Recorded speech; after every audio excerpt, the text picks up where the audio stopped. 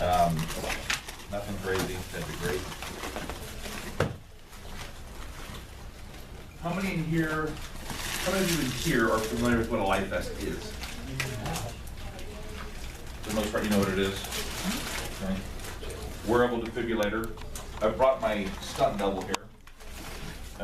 He's wearing the actual garment part of it. There's a monitor that goes with it, but the monitor's worth about 50 grand, so don't carry that around with us again. So, as Brett said, I live in Kearney. I'm the LifeVest rep. I've been at for about 2.5 years. I have 100 patients wearing a LifeVest right now. I cover Lincoln, Hastings, Grand Island, Kearney, and North Platte, and then all the surrounding areas. Okay. So I know Dr. Denny comes here. Brett said. Dr. Zom, I know he goes to Imperial. I work with all the hospitals. I work with all the different groups, and I get really 3 main objectives I have for today. One, I just want to briefly speak about what is sudden death.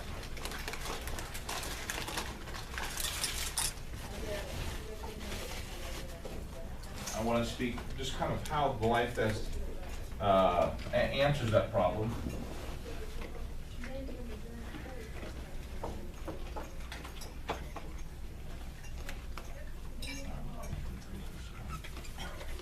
No, you're writing on part of the board that's never been written on. Oh, really? Oh, top. Nobody can reach me. You're going. I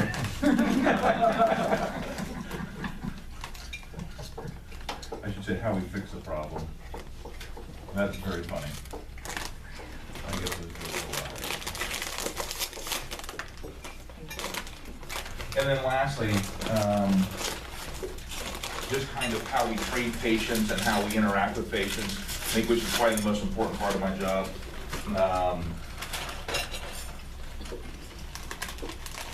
Patient focus. Along the way, if you have any questions, just throw up your hand or just throw up the question and we'll go from there. I've done quite a bit of public speaking. I played football for 14 years and really enjoy these kind of settings. So I just want to make sure that it's fun, it's to the point.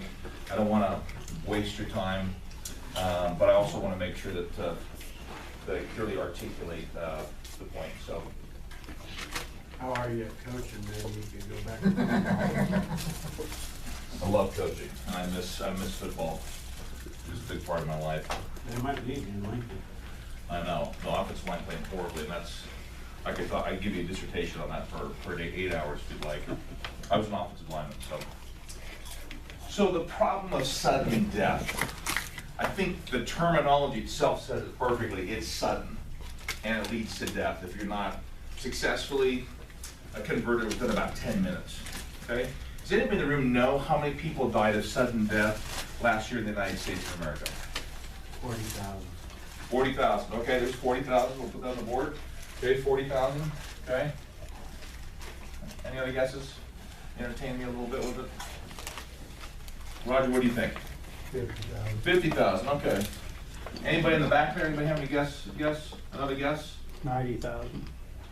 You said 9,000. Big B in the back, all right, 90,000. Okay, the number was 400,000 people that were estimated to die of sudden death last year in the United States. Another way of seeing that number is what is it, Memorial Stadium holds about, what, 80,000 plus people. So if you were to take, what, 5 home games, and you put all the people in the stadium and you take that 5 times 5, right, that's 400,000 people. That's how many people died of sudden death last year. Okay? Does anybody in here find that number staggering? Quite a bit higher than you thought it was? No. 400,000 people. Okay. So there was a really well-known cardiologist from Harvard University that noticed that younger people were just suddenly dying from what they believed to be sudden cardiac arrest, and was kind of unknown at that time. He's one of Dr. Zoll. So I work for Zoll, the makers of the LifeVest. They also do EMS equipment and other equipment that I won't go into, but you notice these people were dying and just all of a sudden they were gone. And so he was one of the first group of people to actually start doing wearable defibrillators, implantable defibrillators. He's part of that original group, okay? So 2002, that's when the LifeVest kind of came into fruition and was approved by the FDA, and we started fixing people or at least protecting people while they're waiting to have an ICD, okay? So, as we move on to the second point here, how we fix the problem. So people that are eligible for a LifeVest typically have to wait a certain number of months before they can have an ICD put in. So if I'm a Medicare patient, I've got to wait 90 days. If I'm a commercial patient, I've got to wait 40 days, okay? So while they're waiting 40 days or 90 days, the thought is, hey, your ejection fraction will improve, you just had an MI, so your heart will remodel and it'll heal itself and start to function better, right? And so more or less what it is, if your EF's above 35%, you do not qualify for a LifeVest. You end up not qualifying for an ICD. If after that waiting period, your ejection fraction is below 35%, then you get an ICD. It's pretty straightforward. So where the LifeVest comes in is while you're waiting, our job is to protect you. And you wear this vest for that waiting, during that waiting period. And at the end of it, if your EF is above 35, we take this off, you get nothing. If it's below 35%, you get an ICD. And we move on with our lives, okay?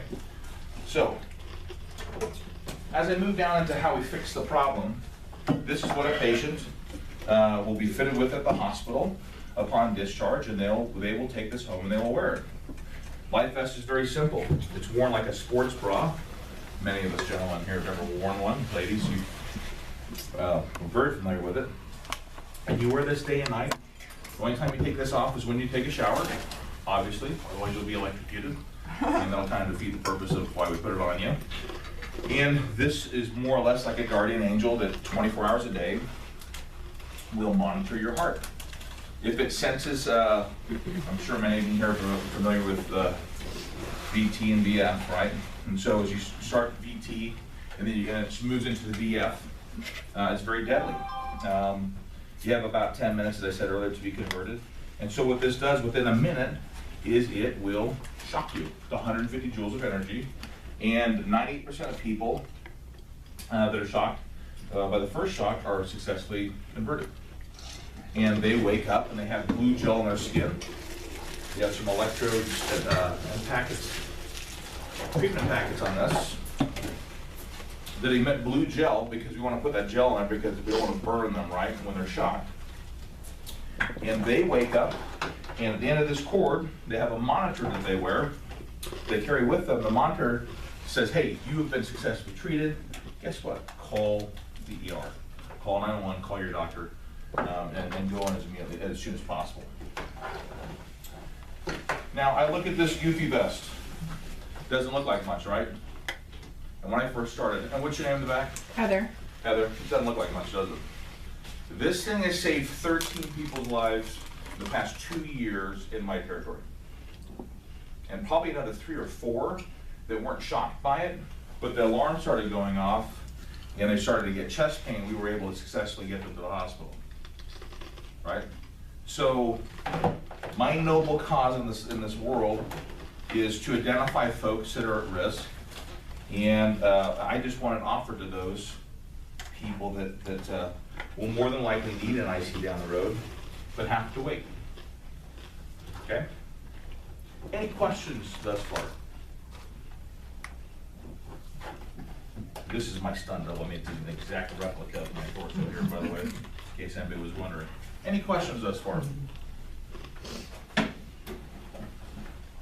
Pretty simple, pretty basic, right?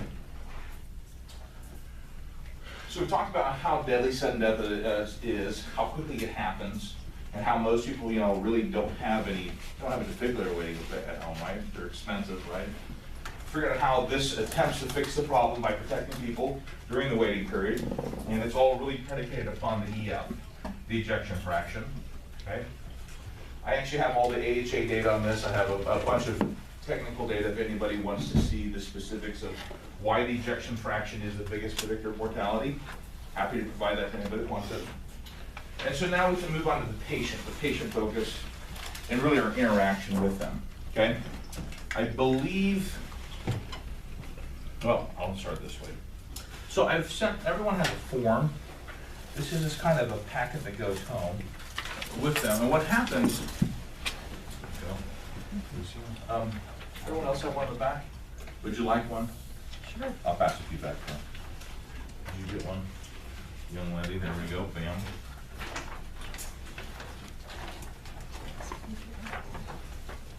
When a physician, a nurse practitioner, a PA prescribes a LifeVest, we come in and train the patient in the hospital.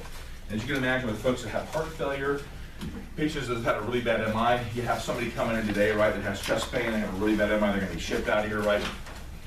Their lives are kind of turned upside down, right? How's the diet? How's the exercise? Have you controlled your hypertension? Have you controlled your lipids? This is a whole kind of new life that they need to live to try to make sure that they preserve themselves, okay? And so we come and we train them. We go over the garment care. They have a monitor that they carry with them, and this monitor is very simple. It makes two sounds. It makes an alarm sound when it's noticing that there's some VT or VF that's picking up on. It's a complicated algorithm that checks that out 24/7. And there's also a gong. There's a screen on this device, and you'll see a picture of it right here on that little thing I sent out to you. There's two white buttons that you press together. So the alarm goes off, you press the buttons, and you cancel that shock, right? It's gonna go through about a 35 to 45 second verification process. And the second sound it makes is the gong, okay? When it makes a gong, you just read the screen and it tells you what to do. So as you can imagine, when people are in bed, or they get in a car, sometimes these things slip over. And so it notifies the patient, it's very interactive, to tell you, hey, you're not wearing it properly, okay? We want them to wear it properly because if they need it, it won't shock them if it's not being worn properly, okay? So we go through this process, and these forms I think are also helpful if you have any LifeVest patients here, or in the nursing homes. Sometimes you'll see some folks. It's just very simple here as you read this, and I won't go through this, okay? And on the back, you'll see a checklist that the patient goes through. We love to have the loved one there, so they can kind of go through it as well.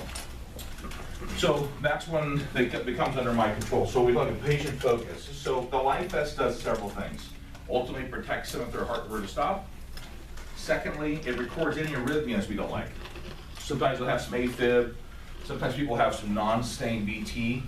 Every once in a while you see some non-stained VF, where it doesn't cause them to pass out. This device will pick up on it.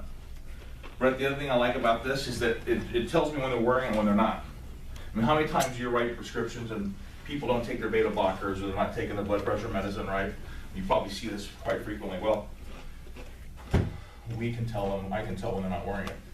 So I go to the doctor and say, hey, look, Dr. Denny, you know, Joe tells you he's doing everything, but he's not wearing it, right?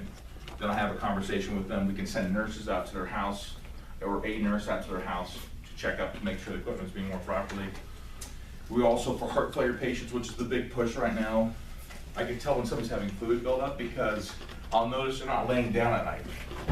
Not like we're not watching them with the camera, but we can tell their recline angle. Well, some people say, well, how do you know that? And I'm like, well, we have this camera on the device. No, My big brother. that freaks them out.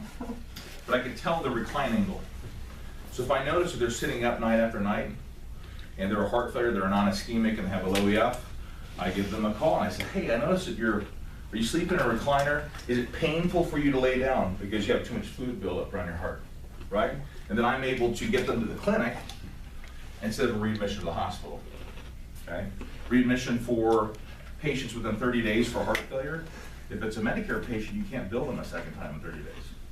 It becomes very expensive for the hospital to take care of it. So there are some other things that this vest does other than just protecting them against sudden cardiac arrest. By delivering a powerful shock, it also allows us to kind of give, I think, really important information to the physician, to the NP, to the PA. This also does a histology of the heart rate as well. So when you have a first follow-up check after somebody has been stented and they're seeing you and follow up a week later or 2 weeks later, you know, I can give you a mapping of what their heart rate's doing. And if it's trending too high, then we can adjust the beta blocker, right? If it's adjusting too low, you can adjust medications as well. So, okay. I have a pretty good relationship with pretty much all of the people that are wearing a vest. I have 100 people wearing it right now. I have a clinical nurse that we work with to make sure folks are doing what they're supposed to do? Are you taking your medications? Are you weighing yourself in the morning if you're a heart failure patient? Are you going to your follow-up visits, right? There's a bunch of different questions. We really try to help to be an extension of the clinic and of the hospital to give the best care possible. Are any of those patients doing active cardiac rehab? Yes, Okay. most of them are. Any contraindications or precautions? Not really. We've really, over the years, we've really redesigned this to really make it as good as possible for the patients. So. I just had a patient who broke out from one of those. Yes, I heard about this. I'm sure you did. Yeah.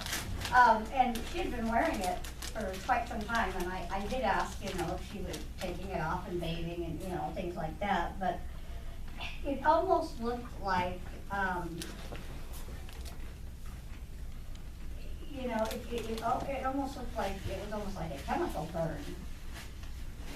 So I found out what happened. Uh-huh. They weren't washing. So what happens is every day or two, they're supposed to take this out of the vest. You put a brand new clean one on, and then you wash it in soap and you dry it. They weren't washing it in soap. So the daughter was washing it in water and then air drying it, which you're not supposed to do, and then putting it back on. So in theory, it's not clean water, right? So your back count's probably, you know, tripling every time. And right? that would make more sense on how it looks, because I mean, it almost looked like a chemical burn, which sometimes, you know, a Yeah. bacterial folliculitis can look like it. Yeah, so I just picked up on that, because I had to kind of interrogate them a little, hey, hold on a second, I don't see this with very many people, right? Some guys that are working in hot summers, it gets really hot down here, right? Yeah. You'll see that, hey, you need to make sure you're washing and drying this in soap, and then also you need to change it out more frequently, right? So we'll see if that's the problem. That's my hunch. No, it's a Dr. Zom patient as well, right? Right. I just looked at Dr. Zom just called me yesterday about her, Yeah. about the patient, and so, yeah. Yeah, and because when I looked at it and I asked her, and I knew that they had wanted a different vest, and so I thought maybe it was too much. And so I'm like, well, you know, are you making sure you're bathing? And, because I was thinking it might have had something to do with the sweat and I think, stuff. yeah. So we think that's a problem. Now, I could be wrong, right? We're gonna go and send a nurse out to them, and Dr. Zom's like, I like it back on. Yeah. He's had 8 saves in 2 years. Hmm? He's had 8 saves in 2 years, which is unusually high, right? My numbers are about, for every 100 patients in the LifeVest, we get about, I'm about 4.5 people are saved, are actually treated by this stupid thing. Again, I see these people, Menards and Carney, that have been saved, I'm like, I still can't believe this thing saved you, right? And all you needed was, that's all you need is a little juice, a little electricity to convert you. So I guess what you're telling me is that actually is a treatment? So, I thought it was more of a monitoring device. yes, this will shoot you with 150 joules within about 35 seconds of making sure that it's ventricular tachycardia, and then usually converts into ventricular fibrillation. And I'm actually going to show you a save that I recently had out in Sutherland. So These are the you strips doing from- this to try and prove that ICD is necessary? Is that what we're doing? Just a waiting period now. You have a mandatory waiting period of either 90 days. If you're a Medicare patient or 40 days if you're a commercial patient, if your EF stays below 35%, then you're eligible for an ICD. Okay. It's a mandatory waiting period.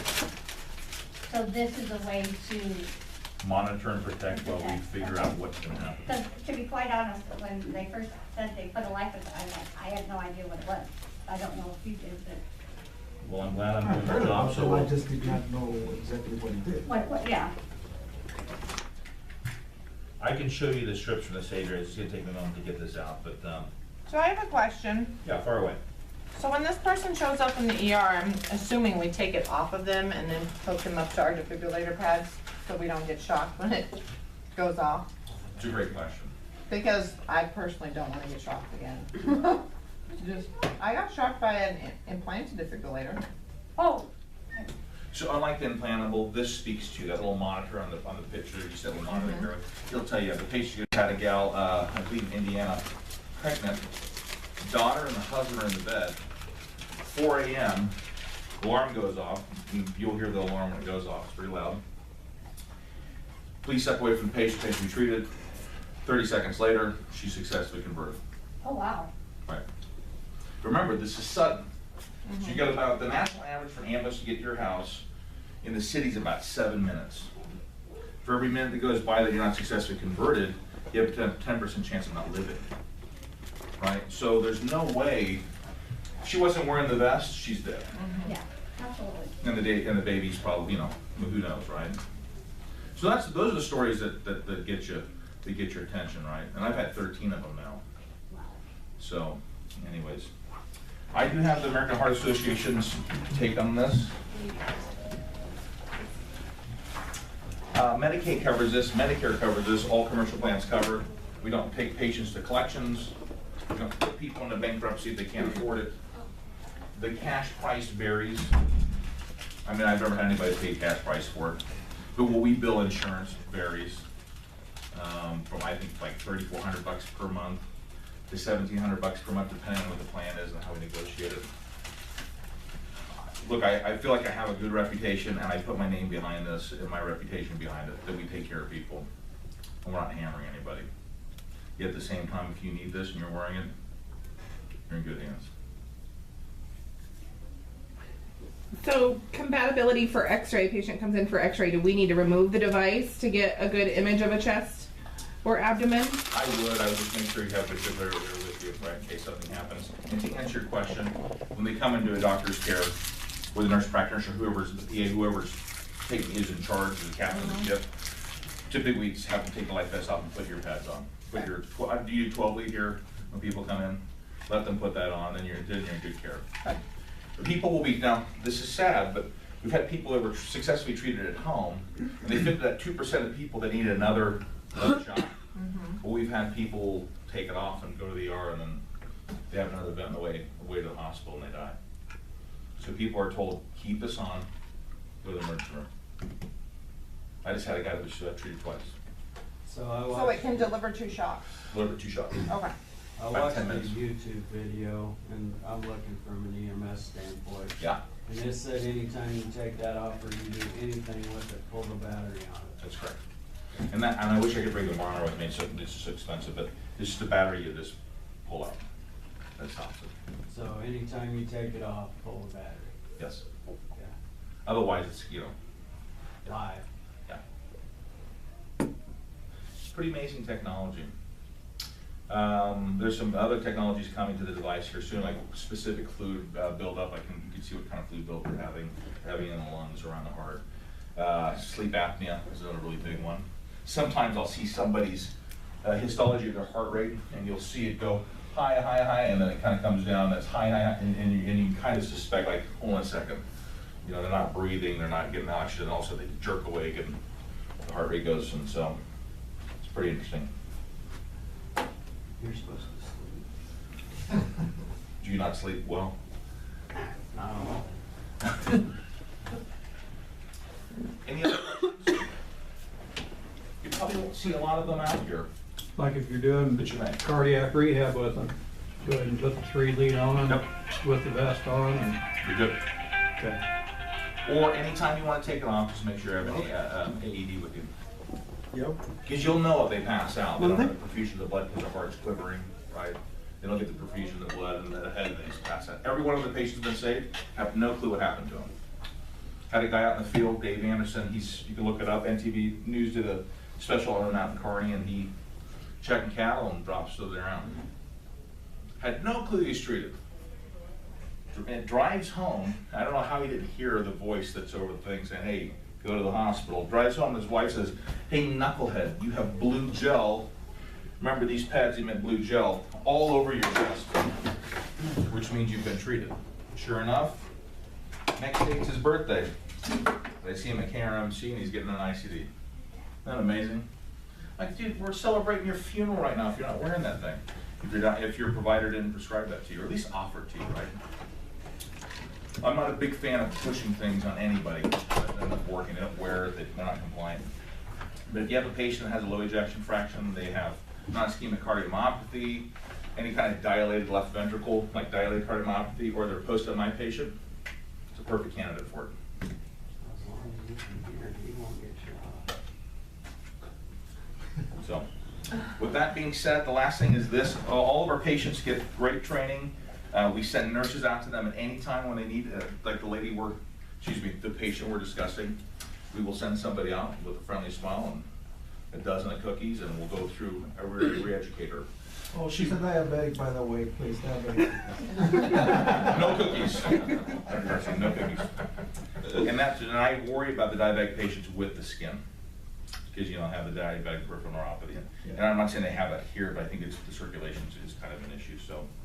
We kind of them. And then they have a number they can call us. They also get my cell phone number, which I will leave my card here with all of you. I'm on call literally 24/7.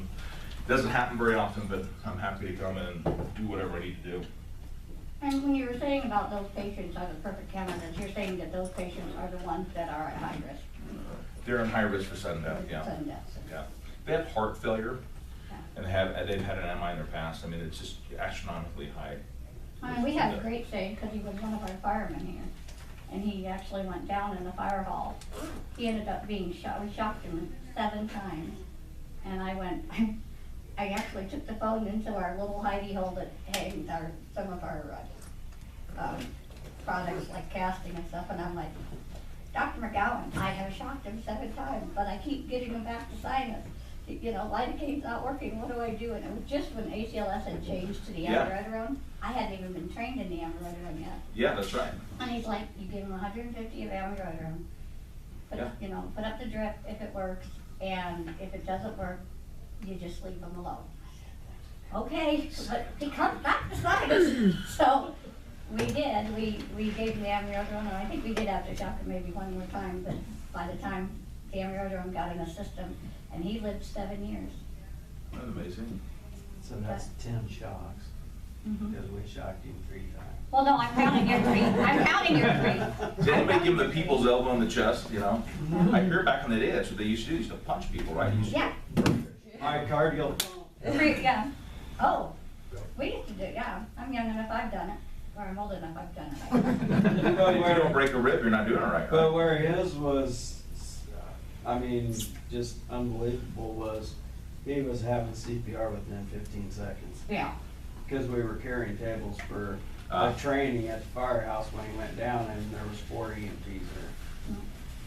He was So, shocked 3 times. He was in shocked the first time within 2 minutes, and his CPR was started within 15 Yeah, and that seconds. gets goosebumps, because like, you know, Dr. Zahn will say, well, what happens if somebody's at their house and they're by themselves? What happens if they're checking cattle like Mr. Anderson was, right? What happens if they're, you know, there's just so many times where they don't have an AED and it's witnessed by somebody that doesn't know what to do. Yeah. Right? So I will leave some, the American Heart Association, so your peers, not somebody from industry, did a whole complete review of it. And my goal and my only ask is that we just offer it to people that we think that are at risk. I'll leave an order sheet here. I don't expect anybody to order it. I'm not here to push orders. I just, if you come across somebody that needs it, I have my card here with my cell phone number on it. Any patient of yours that ends up getting it, that's prescribed by Dr. McGowan or Dr. Denny or Dr. Zahn, you can obviously call me, and I'm happy to do whatever I need to do. With that said, that is the conclusion of my talk. Are there any other questions I may answer for anybody? Now, we have Dr. Malk who comes here also, does it matter? Nope. Okay. And I'll leave some ordering